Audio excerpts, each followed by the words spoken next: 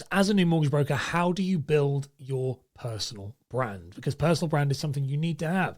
Without a personal brand, you're going to struggle to generate leads, whether you're employed or self-employed. And so in this video, that's what I want to unpack. I want to try and talk about really there's a couple of things that I think you should be doing as a new advisor when you're building your own brand, your personal brand that you're doing. And I'm going to talk about mostly from an employed and self-employed, really self-employed first basis. But if you are employed as well, a lot of this stuff will apply to you. So let's dive straight into it. So when it comes to building a personal brand, the first thing you need to understand is your personal brand is the number one thing you're going to be building and needing to be successful in this industry, because people buy from people in the mortgage brokering world. It's not about who's got the best rates, who's got the best deals. That's a myth and some rubbish that's been taught to you by, especially by corporate companies like Connell's and stuff like that. They all say this. When I was there, it was always like, who's got the exclusive rate? And it's not that. Well, people buy from people, they buy from you. And so the faster that you can start to get people to recognize you for mortgage advice and then want to go to you for mortgage advice, the better you're going to be. Okay. So if you don't, then, to be fair, we've gone to the era where that's even possible nowadays. To be fair, if you're wanting to build a career now, as of 2026 onwards, you need to have a personal brand, realistically. So how do you do it? Well, the very first thing you need to do is start posting content. Start posting content on social media, Facebook and Instagram, TikTok if you want to, LinkedIn if you want to, whatever it may be. Start posting content. Now, ideally, I would say Facebook is the best place to go, but you need to post content from day one. To be honest with you, I'd be posting it before I was even, if I was doing my exams or I was learning, I'd be posting it then. I'd be talking about, what to do when buying a property and what you've looked at and you've been researching about certain things and you're doing a new career and you're looking into mortgages. The sooner you start broadcasting to the world that you are doing this, the sooner it's going to start building that brand, period. It's that. So if you wait until you quote know it, you're not going to be very confident. Okay. I can promise you right now, you're not going to do very well. It's what people do.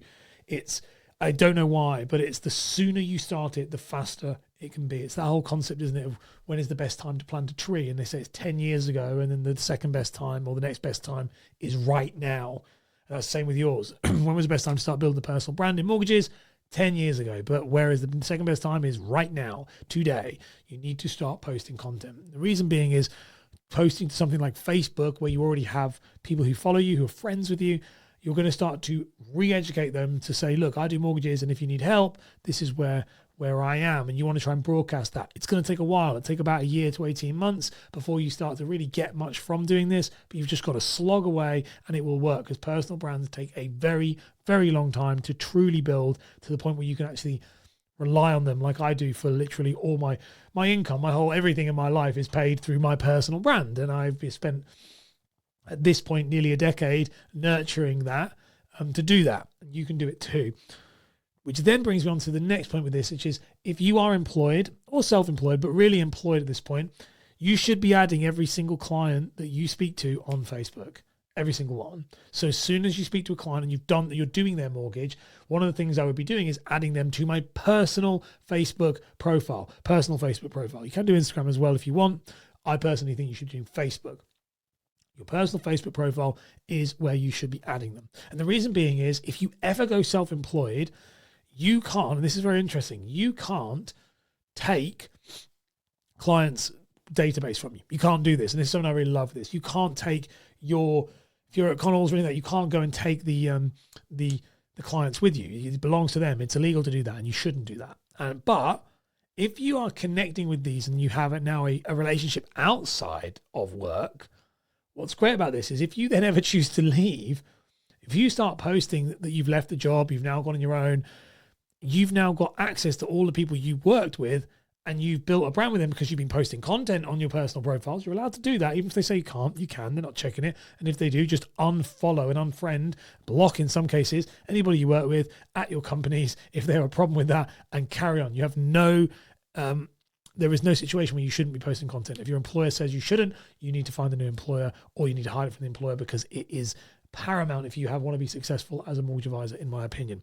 So what's great with that then is you build up a reputation, and your reputation can come with you when you leave, because you still have access to these people who, if they wish to contact you, they can. You don't solicit them. You don't go and ask them. That's not what you should do. That is illegal. You shouldn't be doing that. But if you have made a frequent posts about the fact that you've moved and you're now on your own, and that you're open for business to help anyone you've helped in the past and or people coming forward, that is fine.